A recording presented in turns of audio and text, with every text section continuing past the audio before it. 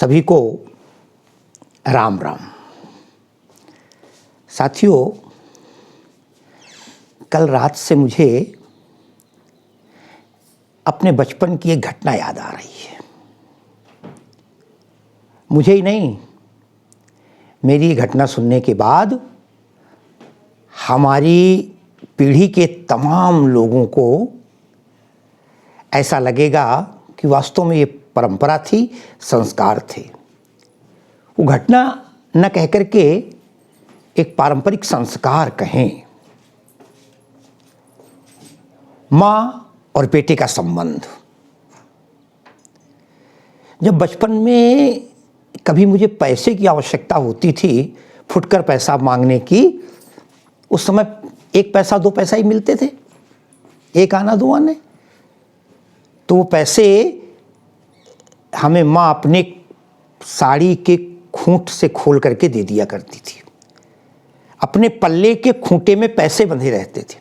यही नहीं, कभी मैं स्कूल जा रहा हूँ, मुख में गंदगी है, गंदा थोड़ा चेहरा लगा हुआ है, कोई चीज़ लग गई है, माँ अपने उसी आंचल से मेरा मुंह पोंछ दिया करती थी। हम लोग कहीं से आते थे तो माँ के आंचल से ही अपना चेहरा साफ करते थे। ये टॉवेल, नैपकिन, ये सारी चीज़ें बाद की, समय बदला, ये तमाम नवीनताएं आईं, लेकिन जो माँ का स्नेह और वात्सल्य था वो शायद शनैः शनैः विलुप्त होता गया। आज की पीढ़ी में तो कहीं दिखाई ही नहीं पड़ता कि माँ अपने आंचल से अपने बच्चे का मुंह पोंछ दे या नाक साफ कर दे। वो दिन था। ये आंचल नारी की लज्जा का एक वो प्रतीक है कि जब भगवान से आशीर्वाद लेना होता है तब भी नारी अपने आंचल में आशीर्वाद प्राप्त करती है। इतना ही नहीं, मैंने तो कई बार ऐसा भी देखा है, अब तो खैर ऐसा नहीं, अब लड़ाई इस तरह की होती नहीं है। अब तो लोग ऊपर से मीठा बोलते हैं, अंदर से कालुष्यता वमनस्यता भरी रहती है। जब कभी बहुत ज़्यादा लड़ाई बढ़ जाया करती थी किसी से, पड़ोसी से या घर वालों से, तो भारतीय नारी अपने पल्ले को फैलाकर कहती थी, हे भगवान न्याय करना, मैं तुमसे इसका वरदान मांगती हूँ या इसका अभिशाप मांगती हूँ या इसका फल मांगती हूँ। कहने का आशय यही नहीं, अपने बच्चे को लिपटा लेती थी उसे पल्ले में। अरे सूरदास जी का बड़ा अच्छा पद है, उस पद की अंतिम पंक्ति है, कृष्ण की सुंदरता को दूर से देखा और माँ यशोदा ने सूरदास मुख निरख जसोदा, पुनि पुनि नंद बुलावत, अचरा तरलय ढांकी सूर्य के प्रभु को दूध पियावत। अपने आंचल में ढांक कर माँ उस बच्चे को दूध पिलाया करती थी। भारतीय नारी का वो आंचल सज्जनता का, धार्मिकता का, वात्सल्य का, कर्म का, सुरक्षा का एक ऐसा आंचल था कि जिसकी तुलना नहीं की जा सकती। साथियों, किसी समय उत्तर प्रदेश पूरा एक था, 2 प्रांत बटे नहीं थे, और भारत के इतने प्रांतों में इसका नाम ही उत्तर प्रदेश था, जहां सारी बातों का उत्तर मिले। अरे रामचरितमानस को ले लो ना, उत्तरकांड अंत में ही तो है, किसी भी सवाल का उत्तर अंत में ही तो आता है। ये उत्तर प्रदेश था, लेकिन राजनीति के तमाम थपेड़ों ने इस प्रांत को बांट दिया। उत्तर इसलिए था कि देवभूमि थी, हमारे पर्वतीय क्षेत्र सम्मान स्वास्थ्य की दृष्टि से सर्वाधिक श्रेष्ठ हुआ करते थे। राजनीति हुई और उसका नाम कर दिया गया उत्तरांचल। साथियों, बड़ा सुंदर शब्द है, मुझे बड़ा अच्छा लगता था, उत्तरांचल। अरे उत्तर प्रदेश में भी जब आप आए तो इसका उत्तरांचल कहाँ है, रक्षा कहाँ है, माँ का वरदहस्त कहाँ है। क्यों, कभी कभी जब माँ माथे पर टीका लगाती थी और कोई कपड़ा नहीं होता था तो अपना आंचल ही रख दिया करती थी, तो कहने का आशय ये उत्तरांचल नाम पड़ा। लेकिन देश के तमाम नेताओं ने उस सुंदर शब्द को पता नहीं क्यों, कोई साहित्यकार जानकर उसके भाव को नहीं समझा और फिर दोबारा उसका नाम उत्तराखंड कर दिया गया। खंड शब्द तो कहीं न कहीं दरार का प्रतीक है, उत्तर का खंड हो गया, टुकड़ा हो गया। खैर, मैं इस विषय पर नहीं जाऊंगा। साहित्यकार कभी भी किसी दल से जुड़ा हुआ नहीं होता है, वो अपनी बात कहता है। तो मैं आज आंचल की बात चल रही थी। माँ जगत जननी जानकी के उसी आंचल पर जयंत नाम के उस कौवे ने, नाम तो जयंत था, इंद्र का बेटा था, उस कौवे ने प्रहार किया। और जब प्रहार हुआ उनके आंचल पर, तो निश्चित रूप से वो आंचल को चीरता हुआ उसकी नोक सीता जी के सीने पर लगती है और रक्त बहने लगता है। मैंने यहां तक कथा आपको ले ली थी। चला रुधिर रघुनायक जाना, अगली पंक्ति है, चला रुधिर रघुनायक जाना। मैंने बताया था अगर राम और सीता दोनों बैठे होते तो जाना की कोई बात ही नहीं थी। गोस्वामी जी जैसा प्रकांड भाषाविद, भाषा का प्रकांड ज्ञाता, वो लिखता है चला रुधिर और रघुनायक जाना, भगवान जान पाए, जान गए कि देख लिया। और सीधी सी बात, अगर दोनों बैठे होते और सामने से कौवे का प्रवेश होता तो राम देखते, पैरों तक आता, राम उसी जगह उसे रोक सकते थे। लेकिन वहां मैंने बताया था ना, वो श्रृंगार की पराकाष्ठा है, वहां गोस्वामी जी ने मर्यादित श्रृंगार का प्रयोग किया है। गोस्वामी जी की मर्यादा के लिए मैं उनको शत शत प्रणाम और नमन करता हूं। साहित्य में वाल्मीकि जी उस बात को नहीं कर पाए, अन्य कथाओं ने नहीं किया। इंटरनेट के तमाम चित्र ढूंढता रहा मैं, कोई मिल जाए, कोई चित्र नहीं मिला, चित्र लगा हुआ उसमें देखिए। तो चला रुधिर रघुनायक जाना, अब हम इस जाना शब्द की बात करेंगे। रघुनायक जाना, भगवान जाने, कैसे जाने या देखा। साथियों वास्तविकता ये है, मैंने कहा था जब हम मनुष्य बनते हैं स्वाभाविक है, अगर हम कोई अभिनय करें, अगर मुझे किसी राजा का अभिनय करना हो तो फिर मैं सामान्य प्राणी नहीं रह जाऊंगा, राजा के हाव भाव होंगे। भगवान राम भी इस समय मानव का नरलीला कर रहे हैं, और जब नरलीला कर रहे हैं तो मनुष्य के जो भी गुण दोष, अच्छाइयाँ बुराइयाँ या उसके तमाम स्वभाव होता है, राम को भी उसका निर्वाह करना है। राम भी निर्वाह कर रहे हैं, किया भी। जहाँ रोने की आवश्यकता पड़ी वहाँ रोए हैं, जहाँ झूठ बोलने की आवश्यकता पड़ी वहाँ झूठ बोला है। इसका मतलब ही नहीं भगवान मिथ्यावादी हैं, इसलिए कि हम नरलीला करते हैं, और नरलीला करते समय अपने जो कार्य एक सामान्य मनुष्य करता है वही राम भी कर रहे हैं। आज राम भी सीता जी का श्रृंगार करने के बाद सायंकाल का समय है, हल्का विश्राम करना चाहते हैं, और थोड़ी देर के लिए राम ने सीता जी की गोद में अपना सर रखा हुआ है। और सर रखा ही नहीं है, आंखें बंद कर रखी हैं। राम लेटे हुए हैं, माँ जानकी के गोद में सर रखे हुए, माँ जानकी बैठी हैं। ये राम को निद्रा तो नहीं कहेंगे, तंद्रा में विश्राम करते हुए देखकर चुपचाप शांत हैं। और इसी बीच जयंत का आगमन होता है। जयंत आता है, राम की आंखें बंद हैं, राम लेटे हुए हैं, करवट लिए हुए हैं या सीधा सर है, आंखें बंद हैं। जयंत प्रहार करता है, माँ जानकी पीड़ा से निश्चित रूप से पीड़ा हुई होगी, लेकिन उस पीड़ा को इसलिए नहीं बोलती भगवान की निद्रा में खलल न पड़े, इनके आराम में खलल न पड़े, और उस प्रहार को बर्दाश्त कर लेती हैं। लेकिन उस प्रहार का अर्थ क्या निकला? उसमें रक्त की धारा बहने लगी, खून निकलने लगा, चला रुधिर। अब देखें, रघुनायक जाना, देखा नहीं तत्काल उसको पकड़ लेते। रघुनायक जाना, साथियों जब खून तेज बहता है तो फिर चलने लगता है, एक के बाद दूसरा बूंद, तीसरी बूंद। और एक बात ध्यान दें, धरती पर नहीं चला है अभी, धरती पर चलता तो फिर मिट्टी में सूख जाता। चलने लगा, उनके स्तन से, सीने से खून की धारा निकली, और चलते चलते भगवान राम के उस स्थान तक पहुंची, उनका पूरा गोद को भिगोती हुई कि जहां पर राम का सर था, कंधा था। चला रुधिर रघुनायक, और जब सर के पास या गले के पास, कंधे के पास, पीठ के आसपास जहां लेटे हुए चिपचिपाहट हुई होगी, पसीने की चिपचिपाहट और रक्त की चिपचिपाहट में अंतर होता है। चला रुधिर रघुनायक जाना, भगवान समझ गए ये तो रक्त है, ये तो खून है, और ये खून मेरा नहीं है, क्योंकि ये धीरे धीरे आ रहा है। ये सीता के साथ कोई अभद्रता हुई है, सीता को कहीं चोट लगी है जो सीता ने बताया, और भगवान तुरंत एक ही काम करते हैं, चला रुधिर रघुनायक जाना, और सीक धनुष सायक संधाना। सीक धनुष सायक संधाना, बड़ी सुंदर बात है। कई लोग सीक धनुष का अर्थ पता नहीं चाहे जो निकाल लें, भगवान राम की एक अपनी कला है और होनी भी चाहिए। किस जगह पर कौन सा धनुष प्रयोग करना है, कौन सा बाण चलाना है। अरे राम धनुधारी हैं, धनुर्धर हैं, उनके मुकाबले कोई धनुर्धारी नहीं है। कृष्ण के मुकाबले में कोई बांसुरी वादक नहीं है। उन्होंने राम के इस अवतार में धनुष को ही प्रधानता दी है, तो भगवान को पता है कौन सा तीर चलाना है। चला सीख धनुष लिखते हैं गोस्वामी जी।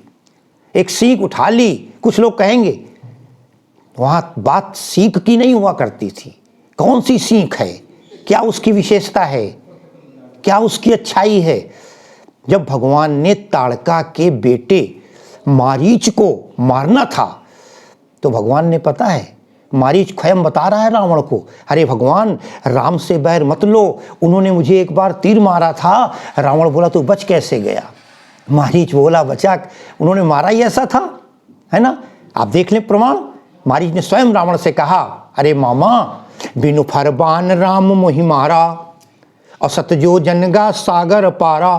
बिनु फर बाण, अरे बिना नुकीला बाण, फर हटा दिया, केवल बाण चलाया था। परिणाम ये हुआ, उस बाण की शक्ति से मैं सागर के पार रावण आ गिरा आकर के। वहां भगवान ने मारा उसको नहीं, भगवान जानते थे काम लेना है। और जहां पर भगवान को किसी को जल्दी मारना होता है वहां देर नहीं लगाते। ताड़िका को मारने की बात आई और जब ये ताड़िका मुंह करके बात कर दौड़ती है, विश्वामित्र को परेशान किया करती थी, जब वहां दौड़ती है तो देख लें आप, देर नहीं लगाई, बोले एक ही बाण प्राण हरि लीन्हा, और दीन जानते ही निज पद दीन्हा। एक ही बाण प्राण हरि लीन्हा। और राम रावण के युद्ध में आप देख लें, जब बाण की बात आई है, सीख धनुष की बात आई, चर्चा कर लेते हैं। जब भगवान राम को हार जाते हैं, रावण मर नहीं रहा है और बड़ी मुश्किल हो गई है, और विभीषण जी जब बता देते हैं कि इसकी नाभि में अमृत है, हम उस कथा में नहीं जा रहे हैं, केवल भगवान के बाण की विशेषता बता रहे हैं, तब भगवान क्या करते हैं, अरे तब भगवान एक साथ 31 बाण छोड़ देते हैं। एक साथ 31 बाण। खैंच सरासन श्रवण लगी, खैंच सरासन श्रवण, श्रवण कहते कानों को, खैंच सरासन श्रवण लगी, और छाड़े सर 31 बाण मार दिए। और रघुनायक सायक चले, मानहु काल फनीस। ऐसा लगा काल जो है फन बना करके 31 जा रहा है, और एक तीर उसमें ऐसा था जो सीधे सायक एक नाभि सर सोखा, एक तीर ने जाकर के पूरा नाभि से अमृत को सोख लिया। और बाकी 30 तीर थे, कहाँ कहाँ लग करके उनके किन किन अंग प्रत्यंगों को किस प्रकार खत्म किया। कहने का आशय ये कि भगवान का प्रत्येक तीर, भगवान की प्रत्येक वाणी, भगवान का प्रत्येक आशीर्वाद, भगवान का प्रत्येक शाप बहुत सोच समझ के हुआ करता है। यही तो वो मर्यादा पुरुषोत्तम है। भगवान ने कहा इसको मारना नहीं है। भगवान जानते थे, अरे इसको मार देंगे तो इसकी इच्छा की पूर्ति कैसे होगी। भगवान तो बड़े दीनदयाल है ना, वो तो भक्त की कामना, भक्त की इच्छा पूरी करते हैं। और उसने वो आया किस लिए था, है ना। सठ चाहत रघुपति बल देखा, वो भगवान का बल देखना चाहता था, कितना भगवान के पास बल है। तो भगवान ने भी सोचा कि अगर इसको एक तीर में मार देंगे तो फिर इसको बल दिखा कहाँ पाएंगे। अरे इसको तो बल दिखाना है, वो देखना चाहता है, देख ले।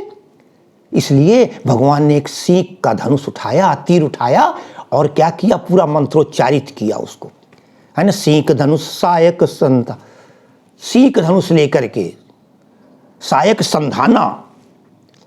फिर क्या होता है, प्रेरित मंत्र ब्रह्म सरधावा। प्रेरित मंत्र, मंत्र से प्रेरित होकर, पूरी तरीके से तैयार होकर, अब उस बाण में ताकत भर दी गई थी, इसको मारना नहीं है।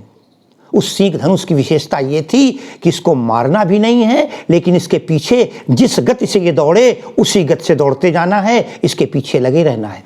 प्रेरित मंत्र ब्रह्म सरधावा, और चला भाजी भायस भय पावा। डर गया, कहाँ जाए, क्या करे, पीछे पीछे धनुष चला आ रहा है। अरे पुलिस की गाड़ी लग जाती है पीछे तो आदमी भागता है, शिकार लग जाता है शिकारी के पीछे, शिकारी भागा करता है, उलझता चला जाता है। बिहारी का एक दोहा है, को छूटो यही जाल पे, अरे कत कुरंग कुलात, और ज्यों ज्यों सूरज भजो चाहत, त्यों त्यों उर्झत जात। हिरण है, भाग रहा है।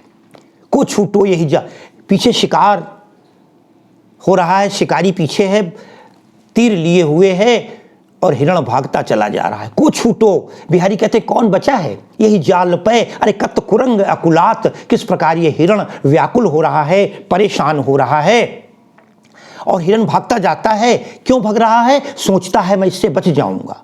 को छूटो यही जाल पे कत कुरंग अकुलात, और ज्यों ज्यों सूरज भजो चाहत, वो हिरण भागता है, जंगल में चला जाता है, तमाम पेड़ों को झाड़ियों को भागता हुआ ताकि इसके तीर से बच जाऊं। को छूटो यही जाल पे कत कुरंग अकुलात, अरे ज्यों ज्यों सूरज भजो चाहत, त्यों त्यों उलझत जात, वो उलझता चला जाता है। और एक समय ऐसा आता है जब शिकारी का तीर उसको बेध जाता है।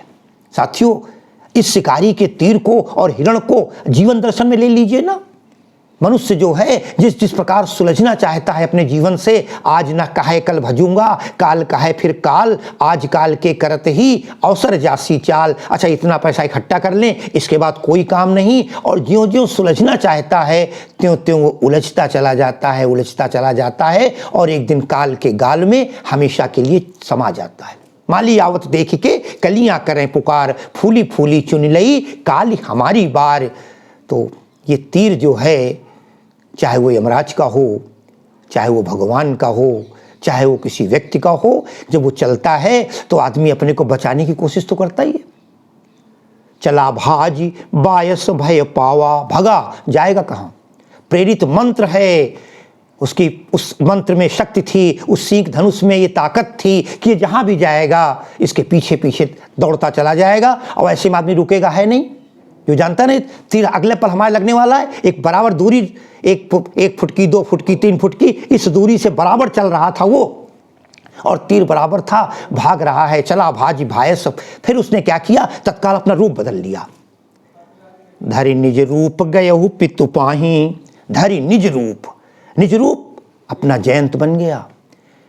इंद्र का बेटा था, अपने रूप को ले लिया। धरि निज रूप गयहु पितु पाही, पिता के पास पहुंचा। आदमी पहले घर ही तो जाता है बचाने के लिए, और पिता भी अच्छे पद पर हैं, देवेश हैं, सुरेश हैं, देवताओं के भी राजा हैं।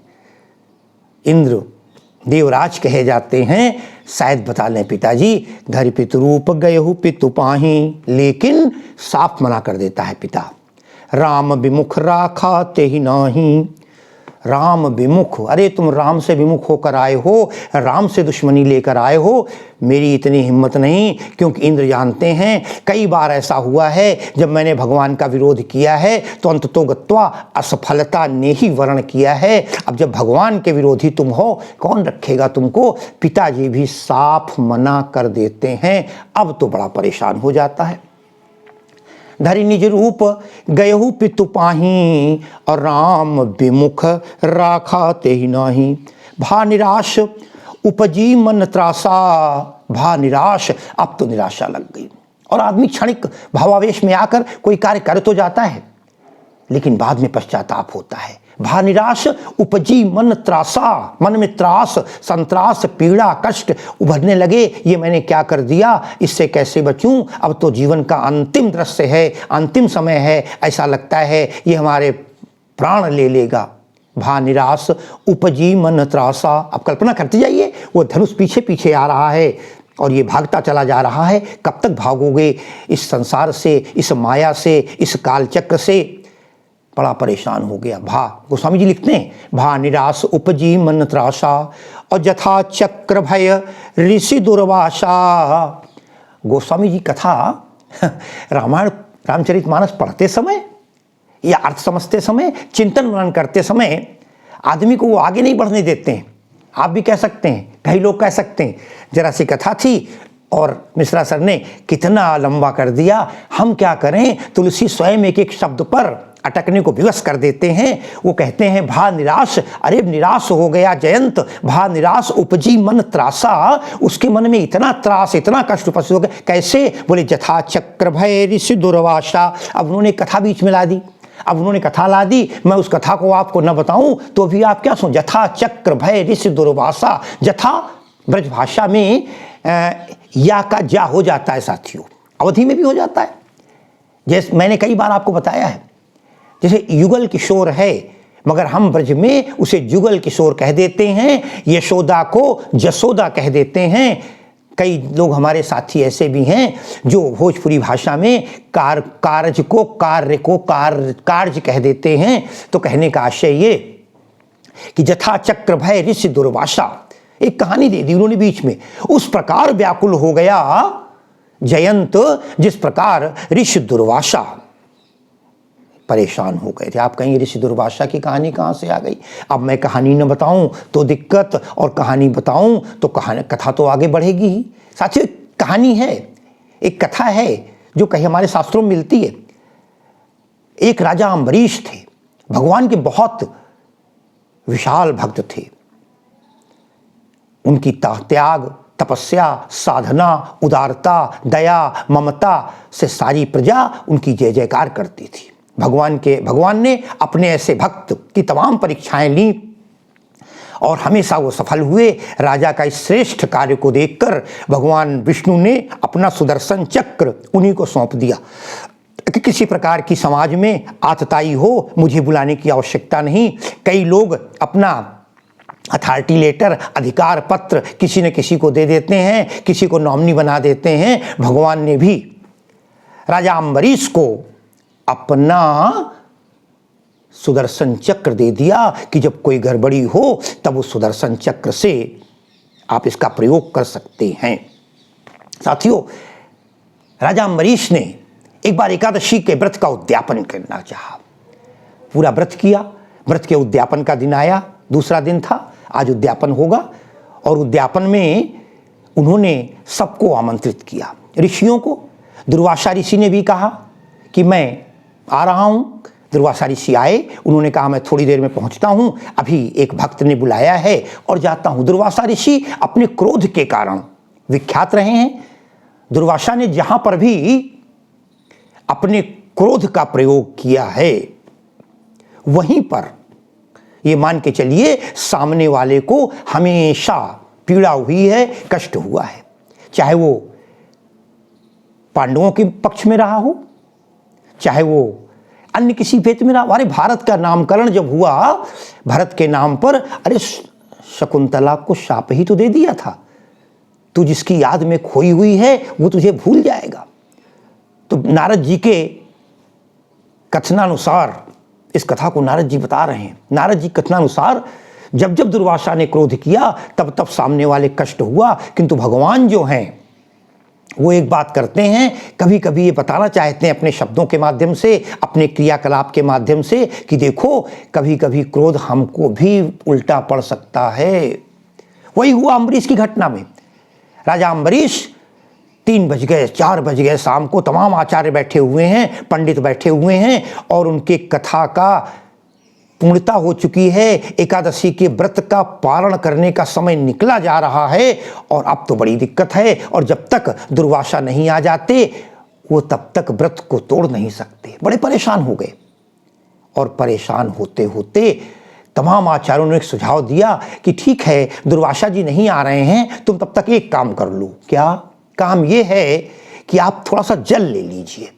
जल लेकर आप जल पिएंगे तो उससे एक फायदा होगा कि आपका व्रत भी टूट जाएगा और आपने कुछ खाया भी नहीं, भी हो जाएगा। सलाह लोगों को अच्छी लगी और राजा अम्बरीश ने जल को लेकर 2 घूंट जल पी लिया। जल पीने के बाद दुर्वासा पहुंचते हैं और दुर्वासा को जब ये पता लगता है कि वास्तव में इन्होंने तो हमारे आए बिना हमारा सम्मान नहीं किया और इन्होंने जल को पिया है, दुर्वासा क्रोध में आग बबूला हो जाते हैं और अपने छंत से एक क्रोध की अग्नि छोड़ते हैं। उस अग्नि से कृत्या नाम की एक राक्षसी पैदा हो जाती है और पूरा त्राही तहस नहस करने लगती है और परिणाम बड़ा परेशान होता है। अम्बरीश ने देखा, अरे राज्य में खलबली मच गई और हमारी प्रजा पीड़ित है। उस समय भगवान की कुछ ऐसी प्रेरणा हुई कि राजा अम्बरीश ने उस सुदर्शन चक्र को चला दिया। सुदर्शक ने जाकर कृत्या नाम की राक्षसी को तो वध किया, लेकिन उसके बाद वो दुर्वासा के पीछे लग गया। अब दुर्वासा भाग रहे हैं और भागते भागते दुर्वासा सब जगह परेशान हो गए, भगवान के पास गए। अरे भगवान बचाओ। नारद जी पहले ब्रह्मा के पास गए, हे ब्रह्मा जी बचा लीजिए। बोले मैं नहीं बचा सकता, तुम्हें और कहीं। भगवान शंकर के पास गए, शंकर ने कहा मैं क्या करूं, तुम्हारी गलती थी, तुमने ऐसा क्यों किया, मैं नहीं कर सकता। फिर भागकर विष्णु जी के पास जाते हैं और विष्णु जी कहते हैं अरे सुरवासा, मेरे पास तो अधिकार ही नहीं है, मैंने तो अपना सुदर्शन चक्र इस समय अम्बरीश को दे रखा है, जाओ और अम्बरीश से जाकर विनय करो। भगवान ने सिखा दिया कि देखो गलती जहाँ हो वहीं। नारद कथा को आगे बढ़ाते हुए बताते हैं, विवश होकर बेचैन होकर जिस अम्बरीश से नाराज थे दुर्वासा, उसी अम्बरीश के पास पहुँचते हैं, प्रार्थना करते हैं और अम्बरीश फिर उस सुदर्शन चक्र को वापस ले लेते हैं। साथियों, जिस प्रकार दुर्वासा भागे थे, परेशान थे, उसी प्रकार गोस्वामी जी लिखते हैं जथा चक्र भय ऋषि दुर्वासा। जिस प्रकार ऋषि दुर्वासा परेशान हो गए थे, उसी प्रकार आज जयंत नाम का ये कौआ परेशान है। भा निराश उपजी मन त्रासा और जथा चक्र भय ऋषि दुर्वासा। फिर वो क्या करता है, फिर भागा ब्रह्मधाम। देखिए बढ़िया उदाहरण है, ब्रह्मधाम शिवपुर सब लोका चला श्रमित व्याकुल भय शोका। ब्रह्मधाम, सबसे पहले वो ब्रह्मधाम जाता है। ब्रह्मधाम ब्रह्मा के यहाँ, सृष्टि के संचालक हैं, सृष्टि के निर्माता हैं, ब्रह्मा जी के पास पहुंचा। ब्रह्मधाम, ब्रह्म के धाम ब्रह्मा के यहाँ चला गया।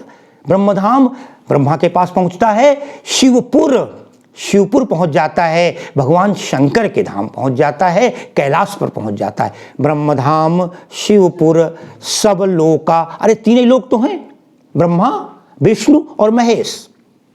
ब्रह्मा के यहाँ चला गया, महेश के यहाँ चला गया, विष्णु स्वयं राम हैं।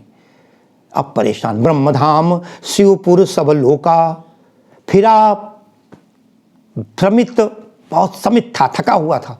व्याकुल भय शोका, व्याकुल होकर भय और शोक के कारण परेशान है। फिर आश्रमित व्याकुल भय शोका। अरे काहू बैठन कहा न ओही, काहू बैठन कहा न ओही। उसे किसी ने भी बैठने को नहीं कहा। स्वाभाविक है, जब कोई व्यक्ति आता है, अतिथि आता है, सबसे पहले उसका सत्कार, आप आइए, अंदर आइए, बैठिए। हमेशा ध्यान रखिएगा, दरवाजे पर खड़े होकर किसी से बात नहीं करनी चाहिए। हम जिससे दरवाजे पर खड़े होकर बात करते हैं, ये मान के चलो कि उसको अपना शत्रु मान रहे हैं अथवा उसकी बदनामी कर रहे हैं। ये हमेशा परंपरा है कि तत्काल पहले बुलाइए, बुलाकर बैठालिए, बैठालने के बाद उसे सबसे पहले उसे पानी पिलाइए। ये हमारी परंपरा है। जो भी व्यक्ति सामने है, दुश्मन भी हो, तो उससे बात करते समय इस बात का ध्यान रखना है कि उसका हित पहले हो। गोस्वामी जी स्वयं लिखते हैं, भगवान राम ने अंगद को जब भेजा रावण के पास, तो कहा था कि एक बात ध्यान रखना, जा तो रहे हो बात करने, लेकिन बात करने में ध्यान है, काज हमार तासु हित होई और रिपुसन कहो बत कही सोई। दुश्मन से वही बात करो जिसमें उसका हित हो। आज वो पहुंचा, ब्रह्मधाम गया, शिवपुरी गया, भगवान शंकर के यहाँ गया, सब लोका, सारे लोकों में गया। ब्रह्मधाम शिवपुर सब लोका। फिर आश्रमित व्याकुल भय शोका, डर और शोक से व्याकुल परेशान था। लेकिन काहू बैठन कहा न ओही, उसे किसी भी बैठने के लिए दूर किसी ने बात करना उचित नहीं समझा। क्यों, क्या ऐसी दिक्कत थी और फिर उसकी रक्षा कैसे हुई, कौन करेगा? इस कथा की थोड़ी सी उत्सुकता मनाते हुए आज की कथा को यहीं पर शत विराम देता हूँ। बहुत बहुत धन्यवाद। बोलो सियावर रामचंद्र की जय।